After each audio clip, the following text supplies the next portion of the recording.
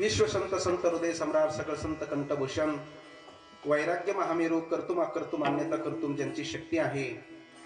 चार वेदावरती गाता हा पंचम वेद निर्माण करते. चार पुरुषार्थावरती भक्ती हा पंचम पुरुषार्थ निर्माण करून तुमच्या आमच्या जडजीवाचा उद्धाराचा मार्ग मोकळा करणारे वारकरी संप्रदायाच्या कलशस्थानी विराजमान असणारे वैराग्य राजरसिक ज्ञान भास्कर ज्ञान मार्तंड, त्याचप्रमाणे विश्व उद्धारक देवमान्य संतमान्य जगमान्य असणारे विश्व उद्धारक जगद्गुरु तुकोबारायांचा त्या ठिकाणी असणारा, संतांचं त्या ठिकाणी असणारी आवड व्यक्त करणारा, संतांचं लक्षण सांगणारा, संतांची आवड व्यक्त करणारा जगद्गुरु तुकोबारायांनी देवाबरोबर संवाद त्या ठिकाणी या अभंगामध्ये साधलेला आहे. देवाबरोबर संवाद साधत असताना त्या ठिकाणी तुकोबारायांनी देवाला देवाची आवड विचारली, तर देवाने देखील तुकोबारायांना त्यांची आवड विचारल्यानंतर महाराज म्हणतात, देवा आईशी आवडते मना देवा पुरवावी वासना. तर या ठिकाणी आवड व्यक्त केलेली आहे. देवा मला काय आवडत असेल तर देव वसे चित्ती त्यांची घडावी संगती. देवा मला या भूतलावर दुसरं काहीच आवडत नाही. सत्ता संपत्ती प्रतिष्ठा मान कीर्ती वगैरे त्या ठिकाणी असणारं दुसरं कोणतंच पद वगैरे ब्रह्मादी इंद्रपद वगैरे काही त्या ठिकाणी आवडत नाही. ज्यांच्या चित्तामध्ये देव बसलेला आहे, वास्तव्य करतो, वास करतो, राहतो, नोहे नोहे क्षत्र संन्यास घेतलेला आहे, हे संतांचं अंतरंग लक्षण सांगितलेलं आहे. ज्यांच्या चित्तामध्ये परमात्मा बसलेला आहे त्यांची संगती घडो. इथं संत हा शब्द वापरलेला नाही, परंतु इथं अशा पद्धतीचा असणारा हा न्याय आहे. संत शब्द न वापरताही खऱ्या संतांची संगती मला द्या, अशा पद्धतीचं मागणं मागितलेलं आहे, सांगितलेलं आहे. देव वशे चित्ती, सगळ्यांच्या हृदयामध्ये विशेष रूपाने देव नाही, सामान्य रूपाने आहे. म्हणजे ज्यांच्या हृदयामध्ये ज्यांनी क्षत्र संन्यास घेतलेला आहे विशेष रूपाने, असे ज्यांच्या हृदयामध्ये बसलेला आहे ती संतच असतात. त्यांची संगत द्या. देव वशे चित्ती त्यांची घडावी संगती. महाराजांना परमात्मा म्हणतात, दुसरं काही आवडत नाही का तुम्हाला? तुम्हाला त्या ठिकाणी असणारा मंत्री करतो, पंतप्रधान करतो, राष्ट्रपती सार्वभौम राजा करतो, अनेक प्रकारची संपत्ती, पहिल्यासारखंच राहू द्या, त्याला हलू नका, थोडा आवाज वाढवा. त्याला त्या ठिकाणी असणारा अनेक प्रकारचे असणारं तुम्हाला इंद्रपद देतो, ब्रह्मपद देतो, थोडा वाढवा. आणि मग त्यांना लय पटना आलो वाटते ते, थोडा थोडा पहिल्यासारखा थोडासा करा. तर त्या पद्धतीनं असणार तुम्हाला हे सगळं मी तुम्हाला देतो. म्हटले नाही, मला ते आवडत नाही. माझी जर आवड काय असेल तर ते आईशे आवडते मना, माझ्या मनाला हेच आवडतं. देवा पुरवावी वासना. कोणाची काय इच्छा असेल, कोणाची काय असेल, पण माझी इच्छा माझी वासना हीच आहे. आणि देवा दुसरी गोष्ट अशी आहे, एकदा संत संगती झाली की त्यांची त्या ठिकाणी तुटी नाही झाली पाहिजे, आहे का नाही? नहो अंग संग तुटी, आईशी आवडते मना देवा पुरवावी वासना, हरी जना सवे भेटी. एकदा भेट झाल्यानंतर पुन्हा ती भेट तुटली नाही पाहिजे. एकतर भेट होऊच नाही आणि भेट झाली तर नाही तुटली पाहिजे.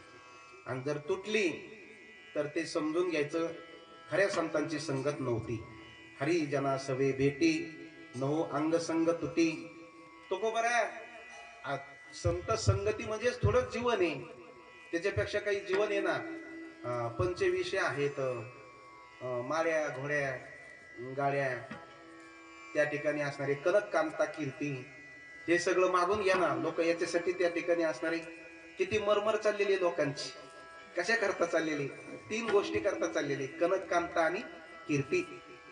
कनक म्हणजे पैशासाठी धनासाठी, कांतेसाठी, आणि कीर्ती माझं नाव घेतलं पाहिजे, त्या ठिकाणी माझी कीर्ती झाली पाहिजे. तुम्हाला याच्यातलं काहीच नको, हे जीवन नको का तुम्हाला? ते तुकाराम महाराज म्हणले ते जीवन व्यर्थ आहे, कारण ते नष्ट होणार आहे, ते माईक आहे, ते खोटं आहे. ही कनक कांता कीर्ती म्हणजे मृग जलाप्रमाणे येते, भाषिक आहे, ते स्वप्नवत आहे. नोहे नोहे त्या ठिकाणी असणारा ते म्हणजे त्या ठिकाणी बेगडाच्या बाहुलीसारखं आहे, आभराच्या सावलीसारखं आहे. तुका म्हणे जिने, खरं जर माणसाचं जीवन काय असन, संत संघष्टमी. तुका म्हणे जिने भले संत संघष्टमी. याच्या विना जे जीवन आहे ना ते व्यर्थ आहे, अमोघ आहे. तर त्या जीवनाला काही त्या ठिकाणी अर्थ नाही. म्हणून महाराज म्हणतात, तुका म्हणे जिने भले संत संघष्टमी. आईशी आवडते मना देवा पुरवावी वासना. हा अभंगाचा सरळ अर्थ मी आपल्याला सांगितलेला आहे. म्हणजे अभंगाचा अर्थ भावार्थ संपला. आता तुम्हाला झोपायला काही हरकत नाही. झोपता का काय मग आहे का नाही? म्हणजे त्या ठिकाणी मी अभंगाचा अर्थ याच्याकरता सांगून घेतला. अभंग तुम्हाला कळायला पाहिजे. महाराजांनी अभंग कोणता घेतला निदान सरळ तरी त्या ठिकाणी अर्थ कळाला. आपल्याला वेळ प्रसंगी नाही जरी पूर्ण अभंग सोडता आला तरी देखील हे अभंग लक्षात यावा याच्यामुळं मी तुम्हाला या अभंगाचा ठळक अर्थ त्या ठिकाणी मुख्य अर्थ त्या ठिकाणी आपल्या पुढे ठेवला. आता तुमच्या लक्षात आला. आता तुम्हाला झोपायला काही तरी नाहीच म्हणायला लागले आहे का नाही? कोणी झोपणार नाही याची मला शाश्वती आहे. म्हणून कीर्तनाला बसल्यानंतर झोपायचं नाही, शेजाऱ्याला झोपू द्यायचं, उठायचं नाही. आपण उठायचं नाही, शेजाऱ्याला उठू द्यायचं. तंबाखू चोळायची नाही, शेजाऱ्याला चोळू द्यायची. बिडी पेटायची, शेजाऱ्याला पेटू द्यायची नाही. टाळी वाजायची, शेजाऱ्याला वाजू द्यायची आपण टाळी वाजायची. शेजारी जर गप्प बसला तर हळूच चिमटा घ्यायचा. त्याला म्हणायचं भल्या माणसा ते झोप मोडून आला आणि टाळी का वाजत नाही तो. आणि म्हणून ज्या ज्या वेळेस विठ्ठल विठ्ठल भजन होईल त्या त्यावेळेस हाताने टाळी मुखाने नामचिंतन करायचंय सज्जनांनो. मी सांगून जाईन आपल्याला. आपण झोपेचा वेळ असताना देखील कीर्तनाला आलात हे चांगल्यातलं वाईट का वाईटातलं चांगलं आहे? हा बोला. काही का व्हायना, चुकीचं का व्हायना, वाईटातलं वा. कापशी महाराज म्हणतात वाईटातलं चांगलं. बरोबर आहे. आपण जर एवढा आपल्या गावाला सप्ताह झालोय झोपलो तर ते वाईटच आहे. झोप तर रोजच आहे, खाणं तर रोजच आहे, सगळ्या गोष्टी रोज आहेत. सप्ताह काय रोज राहणार आहे का?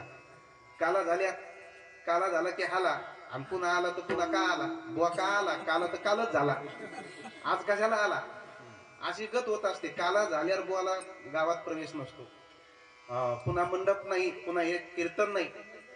आणि म्हणून त्या ठिकाणी अशा पद्धतीनं असणार. त्या ठिकाणी आपण झोपेची वेळ असताना देखील आपण आलात हे वाईटातलं चांगलं. पण इथं येऊन जर त्या ठिकाणी आपण हाताने टाळी मुखाने नामचिंतन करत नसाल तर हे मात्र चांगल्यातलं वाईट आहे. म्हणून भजन करा विठ्ठल.